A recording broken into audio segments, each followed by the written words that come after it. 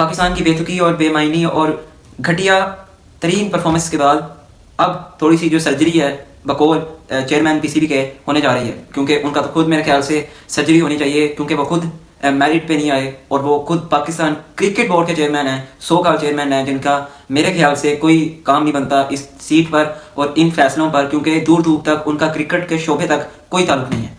मगर बहरहाल पॉइंट पे आते हैं कि पाकिस्तान क्रिकेट टीम की बुरी नाकिस मुसलसल एक ही जैसी परफॉर्मेंस को लेकर सवाल जो हैं उनमें तेज़ी आ चुकी है, उसमें रवानी आ चुकी है, जिसके बाद सिलेक्शन कमेटी में अजहर अली, हसन चीमा, अलीम डार, असद शफीक और इनका जो मेन हेड है आकिब जावेद को सैक करने की जो एक मनसूबाबंदी है वो शुरू कर दी गई है। लेकिन एक अतलात जो है एक सोर्सेज से ये आपको मिल रही हैं कि ये जितने भी आपको मैं नाम बताए हैं, अजहर अली, हसन चीमा, अलीम डार, असद शफीक और आकिब जावेद, ये अपने जो रेसिग्नेशन लेटर है ये खुद ही तैयार करा रहे हैं ताकि हमें कुछ सैक ना करे। हम खुद ही ये जो रेसिग्नेशन लेटर है हम खुद ही पीसीबी को दे दें और अपना जो ये सारा जो कारनामा सिलेक्शन क्राइटेरिया का जो सारा फजूल और बेमायनी सिलेक्शन की है चैंपियंस ट्रॉफी 2025 को लेकर, जो कि बहुत बड़ा साइन था पाकिस्तान के लिए, लेकिन पाकिस्तान 4 दिनों में ही चैंपियंस ट्रॉफी से बाहर हो चुका है और एक मैच पूरा डॉट मैच खेले हैं। 53 ओवर्स डॉट गई हैं और एक जो पीछे बच जाता है 47 ओवर्स वो मैच थोड़ा बहुत खेले हैं, जिसमें बाबर का कोई स्कोर नहीं, रिजवान थोड़ा बहुत स्कोर है उसका। सारी कंप्लीट पर लेकर इसको डिस्कशन करते हैं। सबसे पहले तो ये आपको बता दूं कि रमज़ान जो है वो क्या कहते हैं आमद है। उसके बाद पाकिस्तान ने न्यूजीलैंड जाना है और उसकी जो सीरीज़ है उसके लिए जब सिलेक्शन होगी तो बाबर आजम, इमामुल हक, मोहम्मद रिजवान और शाहीन शाह फरीदी, नसीम शाह, हारिस रऊफ़, फ़हीम अशरफ, इमामुल हक और ये जो कामरान गुलाम को रखेंगे, जो आपके उस्मान खान है वो भी नहीं होंगे इसमें। आपकी सिलेक्शन का क्राइटेरिया ये था कि अभी भी अगर आप एक प्रेस कॉन्फ्रेंस बैठा लें, सहाफ़ी आपसे पूछेंगे कि आपने इस प्लेयर को किस बेस पर टीम पर सिलेक्ट किया। आपके पास एक ही स्पिनर था बरार, अगला कोई स्पिनर नहीं है। जब आपके सिलेक्टर से पूछते हैं कि आपने क्यों नहीं स्पिनर रखा, वो कहते हैं हमारा टीम कॉम्बिनेशन नहीं। अभी कल का मैच देख लें बांग्लादेश के साथ, ब्रेसवेल ऐसी बॉल डाल रहा था, पता लग रहा था कि एफिशिएंसी के साथ जो प्लान होता है एक स्पिनर का वो पूरी तरह एग्जीक्यूट हो रहा है। सैंटनर की तो बात ही ना करें आप, एक ऐसा ब्रिलियंट स्पेल डालता और ऐसी क्लास का स्पिनर है कि पूरी दुनिया मानती है कि मिचेल सैंटनर एक आला ज़ात का और बेहतरीन माना ताना स्पिनर है, जो कि सिर्फ न्यूजीलैंड क्रिकेट में एक जो रूल होता है उसके मुताबिक लाया जाता है सिलेक्शन क्राइटेरिया। मगर ऐसी पाकिस्तान की सियासत होती है इस क्रिकेट बोर्ड में कि जब भी पाकिस्तान की बुरी कारकर्दगी होती है सिलेक्टर्स को निकाल दिया जाता है। गैरी क्रिस्टियन और जेसन क्रिस्पी के साथ जिस तरह का रवैया रखा गया, मैं तो कहता हूँ कि आप मिकी आर्थर को भी बुला दें वो भी नहीं आएंगे।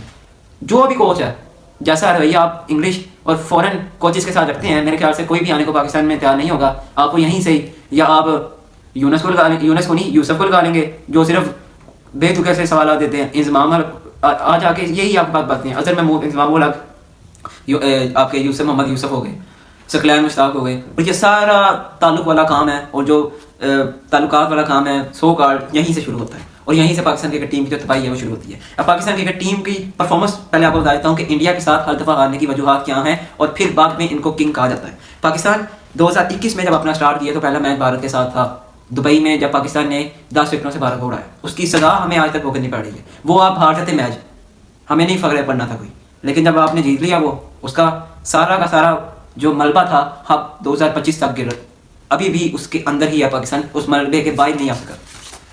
2022 का वर्ल्ड कप सिडनी का जब पाकिस्तान को पूरी तरह शिकस्त हुई, जिसमें Virat Kohli the king, only king of the cricket, Virat Kohli ने चेज किया 82 रन की इनिंग खेली, स्ट्रेट का छक्का जो कोई ना मार सका, और कैसा छक्का मारा कि उसके समझ ही ना आई वो छक्का कौन सा था, और वो द ग्रेट विराट कोहली ने मारा। बुरी तरीन शिकस्त हुई पाकिस्तान को, कप्तानी बाबर आजम के पास थी। 2023 का वर्ल्ड कप इंडिया में अहमदाबाद गुजरात का स्टेडियम, जहाँ पे पाकिस्तान को भी 8 विकेटों से शिकस्त होती है और उसमें भी कप्तान बाबर आजम। फिर 2024 का नासू काउंटी स्टेडियम जो कि 3 महीनों में तैयार किया गया, अमेरिका में ये वर्ल्ड कप था, और वहाँ पर न्यूयॉर्क का ये नासू काउंटी स्टेडियम जहाँ पे पाकिस्तान 120 रन जीतने की नहीं करने की अहलियत रखता, काबिलियत रखता, कप्तान थे बाबर आजम। 2025 का वर्ल्ड कप कप्तान है मोहम्मद रिजवान, स्टेडियम है दुबई का। चैंपियंस ट्रॉफी 2017 के बाद दोबारा से शुरू हुई तो 29 साल के बाद ये पाकिस्तान को होस्ट मिला, लेकिन पाकिस्तान उन्हीं पर रिलाई कर रहा है जिन्होंने 5 सालों में कोई परफॉर्मेंस करके नहीं दी, और उन्हीं पर बेतुकी बेमायनी सिलेक्शन जिसका पर प्रेस कॉन्फ्रेंस करना गवारा नहीं समझते सिलेक्टर्स। कि कोई सहाफी सवाल पूछेगा, हमारे पास एक भी सिलेक्टर का जवाब नहीं है, तो मेरे ख्याल से यहाँ पर कहानी जो है खत्म हो जाती है।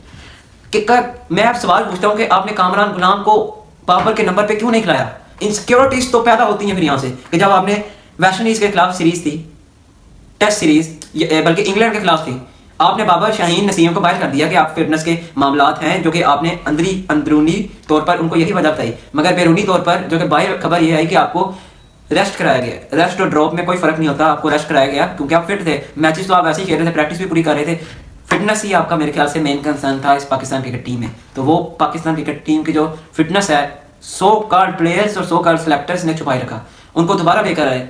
और तीसरे नंबर पर जब बाबर आजम टेस्ट मैच खेलते हैं, उन्हीं रिप्लेसमेंट पर माने ताने बैट्समैन कामरान गुलाम आए, जो कि पाकिस्तान में अच्छे खासे रन बना चुके हैं डोमेस्टिक लेवल पर और अपना एक अच्छा नाम बना चुके हैं। रावलपिंडी की तरफ से नुमाइंदगी भी कर चुके हैं पीएसएल में। वो आकर खेलते हैं और आते ही सेंचुरी लगा देते हैं। डगआउट में बैठे उनके भाई तालियां बजा रहे होते हैं और एक क्रिकेट फैन के लिए लम्हात ही काफ़ी होते हैं कि कोई बैट्समैन जो बहुत बड़ा गया हो बकौल इन सब फैंस के, मैं नहीं कोई गलत लफ्ज़ इस्तेमाल करता, बकौल इन फैंस के बड़ा खिलाड़ी था, रश कराया गया, बैरूनी तौर पर रश कराया गया, अंदरूनी तौर पर ड्रॉप किया गया। आता ही 118 स्कोर मार देता है और पाकिस्तान की जीत में एक आला करैक्टर जो है कामरान गुलाम का था इंग्लैंड वाली सीरीज में। बाकी साजिद और नुमान का तो एक तड़का जो था वो चलता ही रहता था। बहरहाल आपने ना उस्मान खान का पता, इनसिक्योरिटी मोहम्मद रिजवान को थी कि अगर कोई हसीबुल्लाह जैसा, समझ रहे हैं, हसीबुल्लाह जैसा कोई आकर मेरी सीट पर परफॉर्म कर गया तो एक अवाम देखेगी, एक सिलेक्टर देखेगा, एक आपका सो कॉल्ड चेयरमैन देखेगा। मेरा तो पता ही कट जाना कि मेरे से परफॉर्मेंस ना हुई और मैंने इस स्टेज पर आकर टुकटुकियाँ की, अपनी 50 मुकम्मल करके जब आउट होऊंगा तो एक ये स्कोर रहेगा कि जी यार कप्तान ने 50 स्कोर कर दिया। लेकिन ये जो पॉइंट रेस करने वाला होगा कि आप इतना स्कोर डिफेंसिव मोड में खेल रहे हैं और जो आने वाले बैट्समैन हैं उन पर कितना प्रेशर पड़ रहा है, जिसकी वजह से उनकी स्ट्रेटजी जो है वो खराब से खराब तर होती जा रही है, जिसकी वजह से उनके पास स्कोर नहीं हो रहा। इसी तरह आप फिर स्कोर बोर्ड में अपना जो 53 88 वालों पे करते हैं वो फिर ऊपर हो जाता है और जो आप ओडीआई क्रिकेट का नाम देते हैं, सो कॉल्ड ओडीआई क्रिकेट का, वो फिर बेनकाब हो जाता है। फिर देख लें आपके पास, अब निकालें आप बाबर आजम को, आए हसीबुल्लाह आए, मोहम्मद हुरैरा आए, आकर आप परफॉर्मेंस देखें इनकी। अदनान अवैस को लेकर आए, आप शाहज़ेब खान को लेकर आए, अंडर 19 की जो टीम है शमीर हसन को लेकर आए। आपके पास बहुत प्लेयर्स हैं, लेकिन जो मेन कंसर्न है इनकी इनसिक्योरिटीज़ का। तभी तो हसीबुल्लाह इतनी देर से दौड़ में खड़े हुए हैं। 2021 में इन्होंने अंडर 19 वर्ल्ड कप खेला था साउथ अफ्रीका में, तो सारी टीम यही थी। कासिम अकरम अभी तक टीम में नहीं आए, फैसल अकरम अभी तक टीम में नहीं आए। वजह यही है, इनको इनसिक्योरिटीज़ है और ये अपनी रिप्लेसमेंट नहीं बनने देते।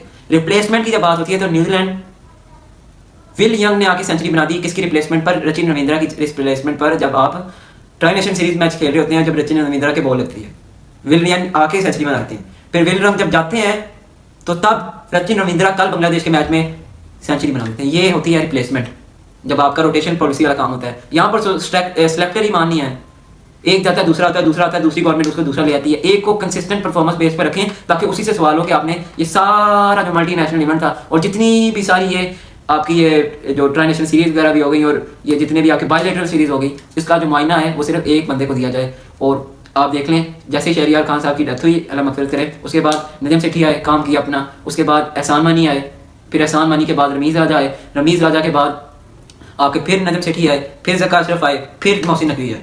ये पाकिस्तान क्रिकेट बोर्ड है, समझ नहीं आता ये हो क्या रहा है।